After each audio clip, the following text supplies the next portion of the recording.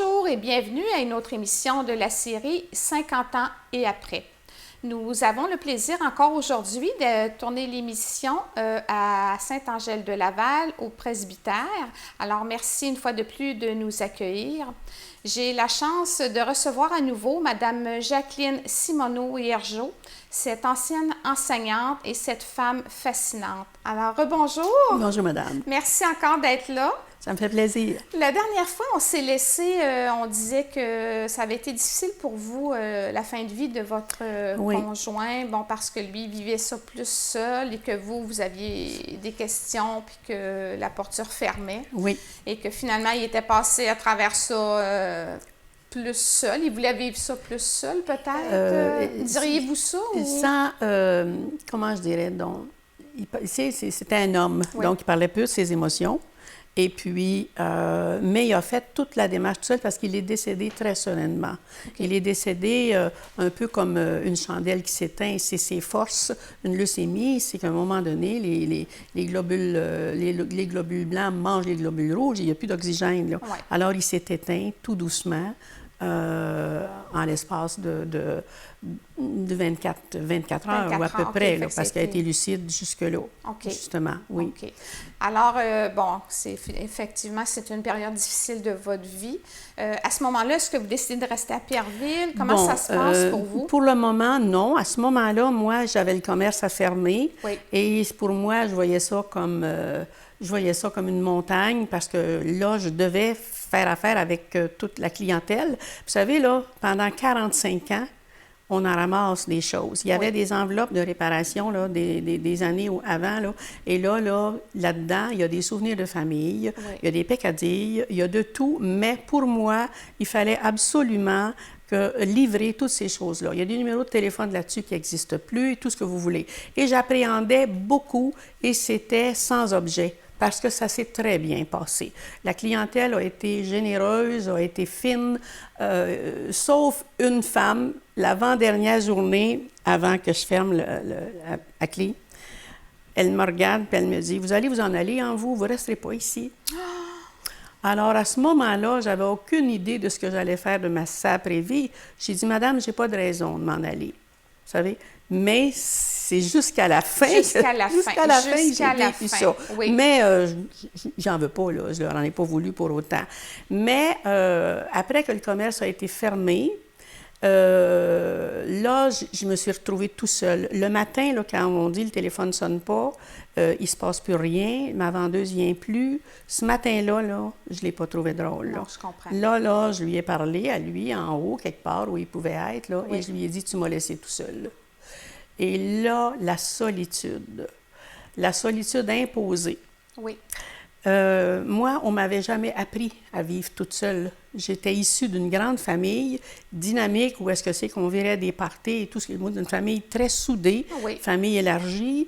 Quand j'ai travaillé à Montréal, je restais avec des filles.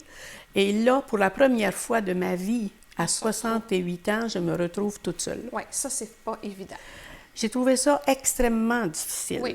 Oui. Et j'avais de bons enfants, heureusement. Ils étaient là comme des coussins autour de moi.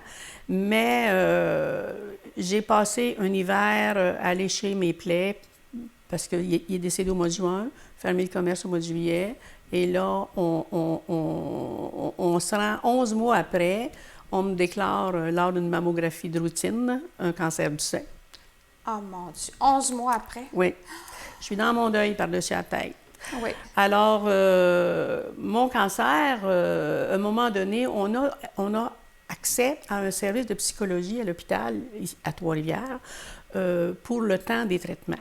Alors là, moi, j'ai dit, ramassez-moi quelqu'un, j'ai besoin d'aide. Oui. Et quand je suis arrivée dans le bureau de la psychologue, j'ai dit, moi, madame, je ne pleure pas sur mon bobo, je pleure sur mon deuil, qui n'est pas fini. Moi, j'étais là pour lui, et là, il n'est pas là. Et là, c'est difficile. Alors, j'ai fait une démarche pendant une couple de mois pour finir, à un moment donné, lors de ma dernière rencontre, je dis, je pense que je vais vendre ma maison à Pierreville. Ma fille est à Trois-Rivières avec déjà 2 petits-enfants qui sont nés. je pourrais me rapprocher de ma fille et de mes petits-enfants. Et là, la psychologue a un petit moment de recul et elle dit, c'est bien beau tout ça, là, Trois-Rivières, ville de culture et tout, mais vous avez fait une grosse concession, vous, à votre mari, en allant demeurer à Pierreville. À Pierreville, oui. Et là, ça a fait schlac. Là, c'est comme si leur sort s'est décroché. Et je me suis dit, c'est donc vrai. Oui. Qu'est-ce que je fais là maintenant? Oui. J'ai plus de raison d'être là. Et là, l'idée de partir ne m'a pas lâchée. Là. Pendant à peine quelques semaines, la pancarte était là à vendre. Et j'ai mis 6 mois, 7 mois à vendre et je suis déménagée à Trois-Rivières. À Trois-Rivières. Près de ma fille et de mes petits-enfants. Oh mon Dieu! Puis vous êtes bien? Oui. Au départ, comme je disais à une de mes sœurs, j'ai dit j'étais pas bien nulle part. J'étais pas bien avec moi. N'importe où j'aurais été, c'est ça, exactement. J'étais pas bien. Quelle vérité! Quelle vérité! Oui. Donc, à ce moment-là, j'ai jamais regretté d'être déménagée là. Et puis, ça se fait à pied, 1 kilomètre, 2 kilomètres. Pour aller chez ma fille, je prends mon auto, mais ça m'est déjà arrivé de faire la marche à pied. OK. Donc, je ne suis pas loin. Et là, elle a eu un 3e enfant et elle travaille à Drummondville. C'est 2 profs de cégep. Lui, à Trois-Rivières, elle à Drummondville. Alors, avec des horaires de fou, oui. avec 3 bébés. Oui. Alors là, je disais, je vais t'aider, je vais te donner une journée par semaine. Fais-moi travailler. Ben oui, mais maman, tu peux t'asseoir puis lire. Je peux faire ça n'importe quand. Fais-moi travailler. Alors, je lui donnais une journée. J'arrivais là, je faisais 4 brassées de lavage, une sauce à spaghetti, un pâté chinois et un gâteau aux bananes. Et là, il est 3 heures, 4 heures. À un moment donné, les enfants ont grandi, ils arrivaient de l'école. Oui. Et c'était fait. Le soir, je me couchais et je savais pourquoi j'étais fatiguée. Oui, effectivement. Mais ça me faisait vraiment plaisir. Otite, gastro-otite avec les garderies. Oui. Alors, grand-maman, elle va attendre à l'hôpital, puis là, elle appelle quand le diagnostic est sorti. Oui. Ou elle va chercher les antibiotiques. Oui. Alors, j'ai fait ça pendant un bon bout de temps. Vous avez été d'une aide précieuse. Ma fille me disait souvent, maman, qu'est-ce qu'on ferait si on ne t'avait pas? Oui. Alors, je lui répondais, tu feras dur. J'en étais persuadée. Oui, j'aimerais ça qu'on parle, parce qu'il y a eu dans votre vie une démarche d'écriture. Oui. Les 4 temps de ma vie. Ça vient de sortir. À l'automne, au mois de novembre. Oui. C'est ça. J'aimerais ça que vous nous parliez un peu de ce que ça contient, ça. Okay. La démarche d'écriture, d'abord, quand je suis arrivée à Trois-Rivières, j'ai suivi des cours à l'Université des Aînés. Et là, je vois-tu pas une belle annonce, rédaction, écriture autobiographique. J'ai dit, ça, moi, je veux ça. Ça faisait longtemps que j'y pensais. Parce que dans les années 80, moi, j'ai beaucoup travaillé auprès des groupes de femmes. J'ai fondé la collective des femmes à Nicolette avec d'autres femmes qui me ressemblent. Et j'ai même aussi mis sur pied, toujours en collaboration avec un autre groupe de femmes, la maison d'hébergement à la Nacelle. Oh. Moi, la violence conjugale, j'avais vécu, là. Oui. Il fallait que ça serve à quelque chose, ça, là. Oui. Là. Alors, j'ai fait ces choses-là. Et puis, quand je suis arrivée, j'ai toujours fait du bénévolat, mais quand je suis arrivée pendant que j'étais dans les groupes de femmes, m'étais rendu compte que les femmes de ma génération, de la génération silencieuse, comme je disais avant, elles étaient en train de sortir de l'ombre. Oui. Et je m'étais donné cette mission de sortir de l'ombre les femmes de la génération dont j'étais issue. Pour dire, 1, nous existons, 2, nous avons de la valeur. Oui. Et c'est nous qui avons mis sur pied les organismes communautaires dans à peu près partout au Québec. Eh, bravo! C'est les femmes de ma génération qui ont fait ça. Donc, je me disais, ça mérite d'être su. Et j'ai suivi, dans le temps que j'ai suivi des cours aussi sur la condition féminine, c'est là aussi que je m'étais aperçue que la parole des femmes, le vécu des femmes, que je dis ordinaire, n'est pas présent dans l'histoire. Non. Vous avez les vedettes, aujourd'hui on parle des vedettes, là, les artistes et tout ce que vous voulez. Vous avez les personnages de l'histoire du Canada, Madeleine de Verchères, Marguerite Bourgeois et compagnie, mais les autres là, qui ont fait le Québec, ils sont où? Et je m'étais dit, un jour, je vais écrire. Et c'est ce que j'ai décidé de faire quand j'ai vu les cours à l'Université des Aînés. J'ai dit, voilà, j'ai du temps, Et j'ai été accompagnée, j'ai suivi 11 sessions de cours dans les années, les dernières années, là, et j'ai abouti à l'écriture de ce livre-là. Donc ça, vous l'avez commencé il y a quelques... Ah, j'ai mis... mais le premier texte date de 1984. J'avais fait un texte pour le 8 mars, la Journée internationale des femmes, qui s'appelait « Écrire ». Et là, j'ai fait un texte sur l'écriture. Oui. Moi, écrire, une femme ordinaire. Puis là, je termine en disant « Pourquoi pas ». Et ce texte-là, c'est le premier texte de mon livre que j'ai gardé. Livre. Mais les 6 dernières années, j'ai suivi 11 sessions de cours. Et on avait des travaux à faire qui étaient corrigés. Et pendant ces travaux-là, moi, j'essayais toujours de faire un lien avec un de mes sujets de chapitre. OK. Et je suis une personne structurée. Je me suis sorti un cartable. Les 4 temps de ma vie, c'est les 4 lieux où j'ai vécu. C'était ma prochaine question. Oui. OK. Donc, c'est alors, Bon Secours, oui. Laval, oui. Pierreville et Trois-Rivières. Okay. Alors, c'est des tournants à chaque fois. Fait que c'est 4 sections qui sont... OK. Donc, ça résume votre parcours? Au complet. Au complet. OK. Voilà. Oui. OK. Donc, ça, c'est sorti à l'automne... au mois de novembre. Dernier. OK. Pendant la pandémie, est-ce que ça a été difficile? Difficile pour tout le monde. Pendant la pandémie, moi, c'est là que j'ai eu 80 ans. Et moi, le 80 ans, là, comme je vous disais dans l'autre émission, ça, mon âge ne m'a jamais achalé, jamais. Mais à 80 ans... Qu'est-ce qui s'est passé? Je ne sais pas, je l'ai vu venir, mais c'est l'âge de mes grands-parents à moi, l'âge qui sont décédés. Pour moi, 80 ans, c'était vieux. Et le chiffre, là, le 8, là, je le voyais gros comme le mur. J'ai mis 2 ans à l'apprivoiser. Là, je me disais, un peu, là, bon, pas bon. Et j'ai eu pendant la pandémie. Et là, pendant la pandémie, les personnes âgées à risque, c'était pas drôle, là. Les premières émissions avec M. Legault et M. Arruda, là, les vieux, restez chez vous. Et là, j'ai pris conscience de ma vulnérabilité à cause de mon âge. Parce que moi, j'ai toujours eu la santé, l'énergie que d'autres n'ont pas. Je dis souvent, j'ai hérité ça de ma mère, qui était une femme énergique. Oui. Donc, mais là, je me suis vue vulnérable pour la première fois. Mais j'ai accepté de gaieté de cœur les restrictions en disant c'est pour notre bien qu'on fait ça. Et moi, j'avais déjà entendu parler de la grippe espagnole par ma grand-mère Simoneau.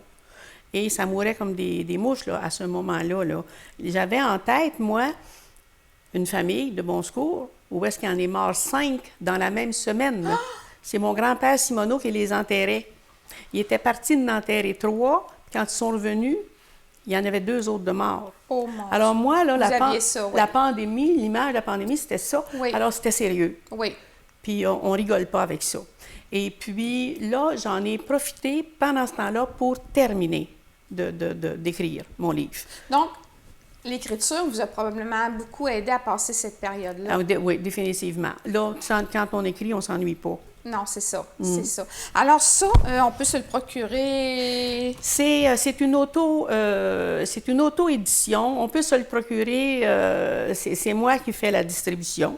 J'ai quelques femmes dans la région qui en ont quelques copies chez elles, là.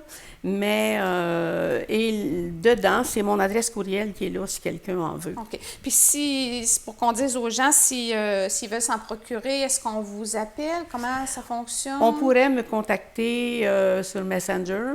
OK. C'est Jacqueline Simoneau qui est là sur Messenger. OK. Ou mon adresse courriel, peu importe, là, si vous voulez la divulguer, ça ne me dérangerait pas. OK. Puis votre adresse courriel, vous l'avez... Elle est dans le livre. OK. Pour qu'on puisse le dire aux gens. Vous ne l'avez pas par cœur? Oui. Oui? Je peux vous la donner. OK. Alors, allez-y. C'est Jacqueline. Oui. Jacqueline. Oui. Point. Hiergeau. YERGEAU. A commercial. CGOcable.ca. Parfait. Alors, les gens vous écrivent, puis après ça, vous arrangez pour... Oui, on s'arrange. Mais il doit avoir une bonne réponse jusqu'à date? J'avais fait faire 200 copies. Oui. Et puis, présentement, il m'en reste une vingtaine. Ben, mon Dieu, c'est beau. Je verrai si on va en réimpression. En réimpression. Je verrai si ça vaut la peine là, à ce moment-là. Puis si je vous disais, est-ce qu'il y a des choses que vous rêvez encore de faire dans votre vie? Parce que, tu sais, vous avez été très impliqué puis vous êtes encore très dynamique, là. Oui, j'ai toujours fait à mesure ce que j'avais envie de faire. Présentement, cet hiver, j'avais un autre deuil à vivre. Quand j'ai fini ça, là, oui. c'est là que j'ai vu la place que ça prenait dans ma vie depuis les 6-7 dernières années. Oui. Alors, je suis en train d'aider une amie qui a fait la même démarche que moi et qui était un petit peu dans un cul-de-sac. Alors, moi, depuis le mois de février, je suis sur son livre à elle pour éventuellement le sortir là, au cours de l'été, un peu comme du coaching, si vous voulez. OK. Et puis, après, j'ai lu l'année dernière, je pense, quand c'est sorti, un livre qui s'appelle 80, 90, 100 à l'heure. Je ne sais plus qui a écrit ça, là.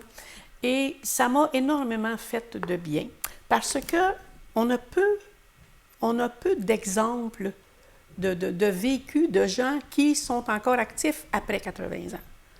Et là-dedans, il y a je ne sais plus combien, là, une vingtaine d'octogénaires et de nonagénaires, là, dont Jeannette Bertrand, notre fameuse Jeannette Bertrand, Antonine Mayette, etc., etc. Des gens qui sont encore actifs. Et ça m'a fait énormément de bien. Et 80 ans, là, mais ça a fait mal la journée. Puis après ça j'ai plus jamais repensé. OK. J'ai plus jamais repensé. OK. Fait que vous ennuyez pas, dans le fond? Non. Non, et je suis ouverte à ce qui se présente. Et il y a un concept ou un dicton ou un adage qui dit « La nature a horreur du vide ». Alors, il va se passer quelque chose, c'est sûr. Vous faites confiance? Oui, je fais confiance et dire oui à des projets ou des trucs qui pourront se présenter à ce moment-là. Okay. Puis vous devez avoir quand même un bon réseau. Oui, je suis étonnée de voir la réception de ce fameux livre-là, là, où est-ce que c'est qu'on m'invite, on me demande d'aller en parler. Je n'avais pas pensé que ça se passerait comme ça. C'est au-delà de mes espérances. OK. C'est comme si ça m'ouvre des portes, là, des nouvelles portes. D'avoir fait ce... Oui. Puis auriez-vous le goût d'en refaire un autre?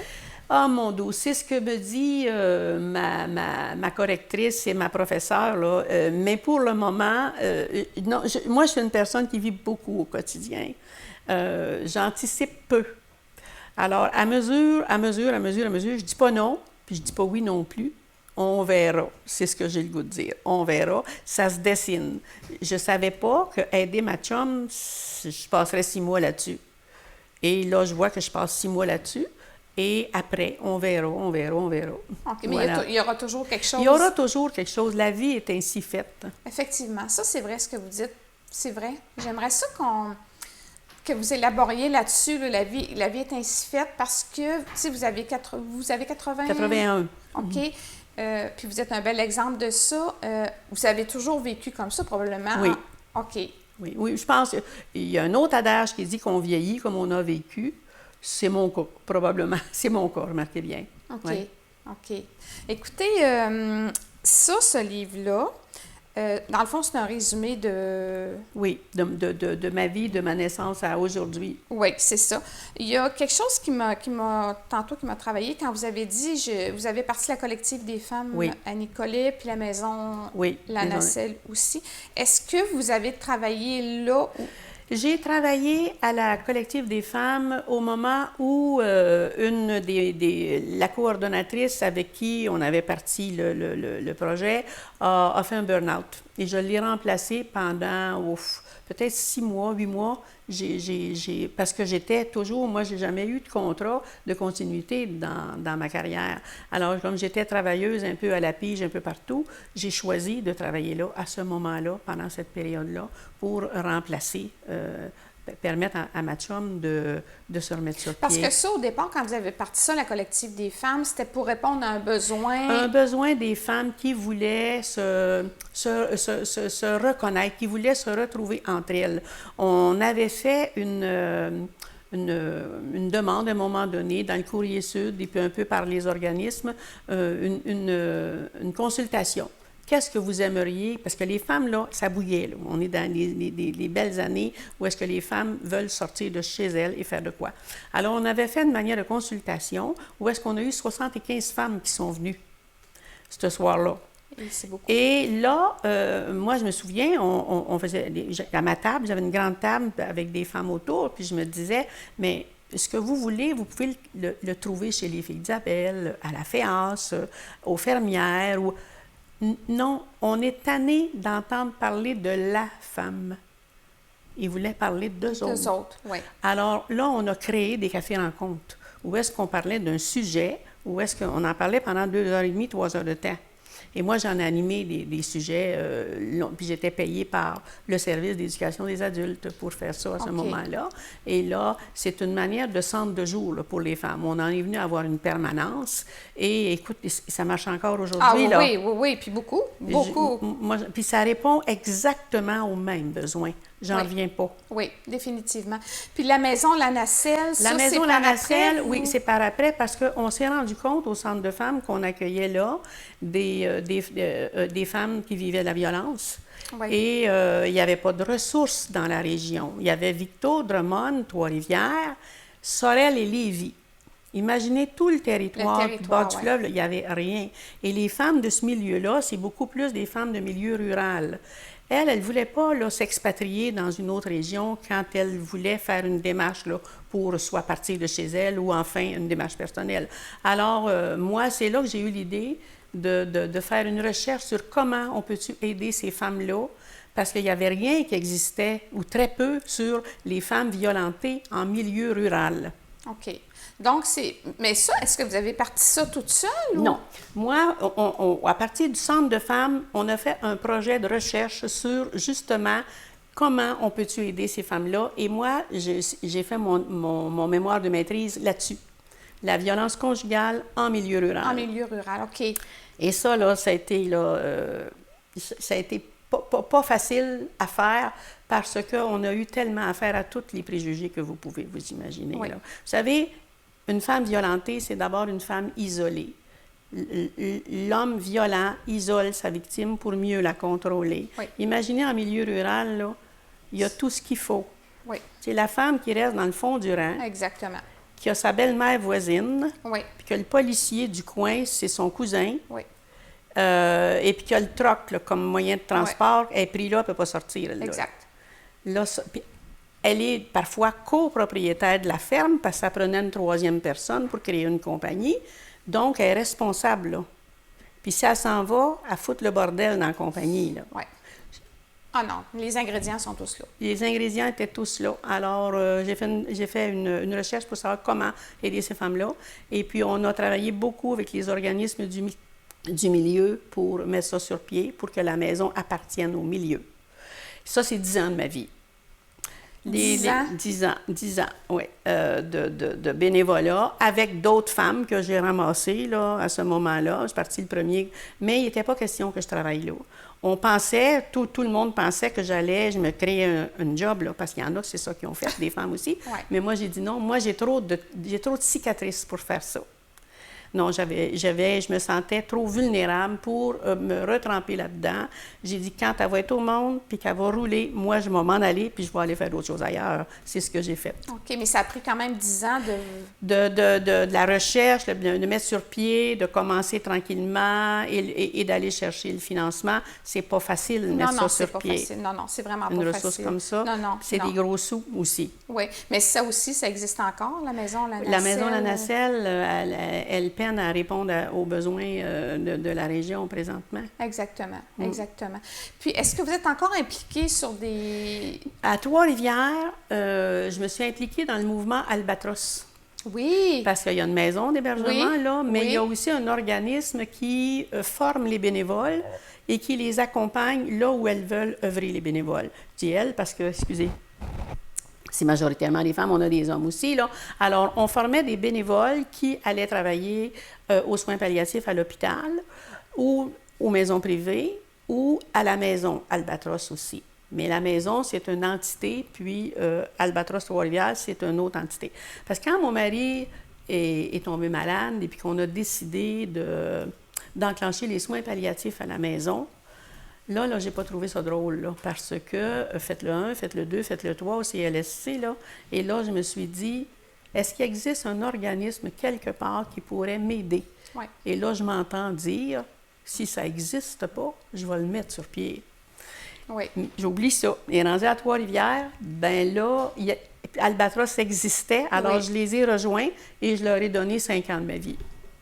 Oh mon Dieu! Fait que jusqu'à dernièrement, probablement? Ben, il y a peut-être... J'ai laissé, quand j'ai commencé à écrire plus sérieusement, là j'avais moins de temps, j'ai laissé le bénévolat. OK. Vous avez été très impliqué dans plein de belles causes aussi. Oui. Hein? Ben moi, je demeure à Nicolet, là, donc je voudrais, au nom des Nicolétains et Nicolétaines, vous remercier pour la collective des femmes puis la maison La Nacelle. Étant moi-même très impliquée dans le milieu communautaire, pour moi, ça vient me chercher. Alors, je voudrais vous remercier. Je sais le temps que ça prend, qu'on y consacre aussi, là. Alors, merci beaucoup. Je voudrais aussi vous remercier pour la femme que vous êtes, puis que vous avez été, puis que vous serez toujours, là, et pour le beau témoignage que vous nous avez livré. Merci pour ça aussi. Moi, je vais m'en prendre un, je vous le garantis. Ça va devenir ma Bible, probablement.